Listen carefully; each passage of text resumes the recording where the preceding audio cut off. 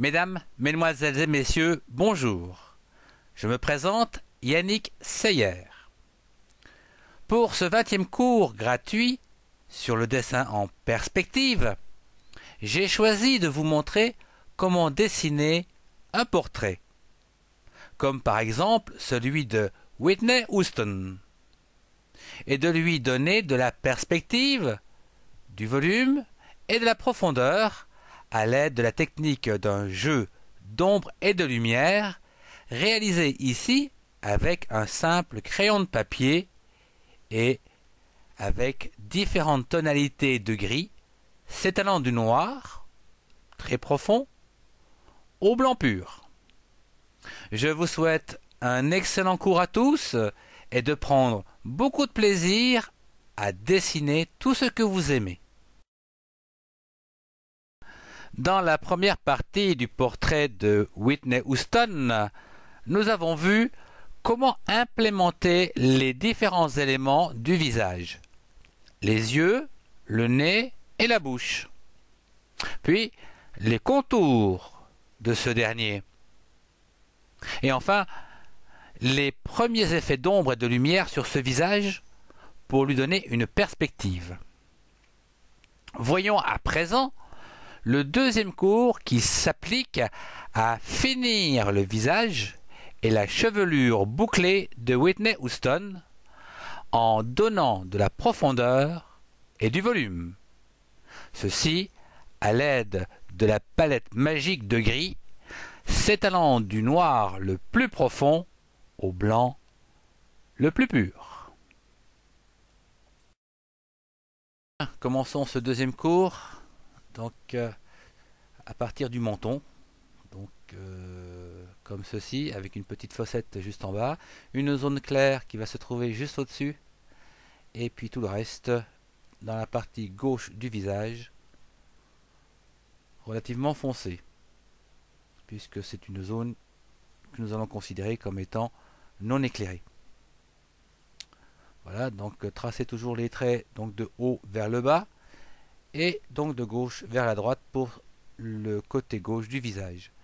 Quant au côté droit, eh bien, on va considérer qu'il est un tout petit peu plus clair, puisque la lumière semblerait venir plus de la droite. Nous allons donc réaliser donc des traits légèrement plus fins. Bon, toujours les traits donc de haut vers le bas, et ici de droite vers la gauche, pour notamment souligner le zygomatique qui se trouve sous l'œil côté externe. Bien, nous allons peaufiner un petit peu tout ça avec un petit morceau de chiffon, voilà, pour adoucir tous les traits. Voilà, qui rend donc un certain relief au visage, un petit peu comme s'il était vraiment rond ou ovale, hein, comme un ballon. Bien, nous allons attaquer, si je puis dire, le cou, qui lui se trouve sous le menton, donc un peu plus foncé que le visage, et de part et d'autre, donc du coup, des zones plus noires, puisque ce sont les extrémités. Bien, j'ai choisi au niveau des boucles d'oreilles WH, ces initiales, donc W sur son oreille droite, que vous voyez ici à gauche. Voilà, un W. Et comme c'est une zone relativement à l'arrière du visage, donc on peut dire que la boucle d'oreille sera légèrement foncée. Contrairement à la boucle d'oreille qui sera donc à droite, avec H, laquelle sera beaucoup plus claire, puisque nous avons décidé que la zone donc plus claire se trouvait à droite. Nous avons dessiné aussi juste au-dessus le morceau d'oreille, qui se voit également. Et puis, nous allons foncer comme ceci, comme une petite mèche. Bien. Le visage étant quasiment terminé, nous allons commencer la chevelure bouclée, donc beaucoup d'ondulations. Donc cherchez chercher à onduler les cheveux, plus larges, plus courts, avec naturellement des nuances, des reflets dans les cheveux, correspondant à des zones d'ombre et des zones plus claires. Ce qui va donner un effet optique de courbure des cheveux, ou d'ondulation, comme vous voulez. Bon, ceci étant un premier jet, puisque nous les finirons au crayon noir tout à l'heure. La partie droite étant réalisée, je vais par symétrie réaliser le côté gauche avec des boucles complètement différentes, bien sûr. Voilà, des jolies bouclettes.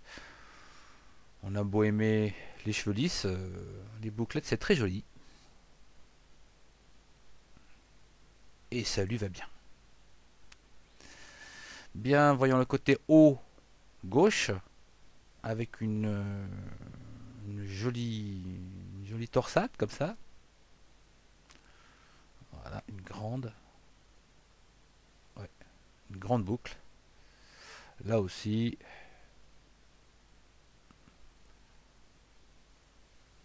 insister sur les différences de gris pour bien nuancer la boucle.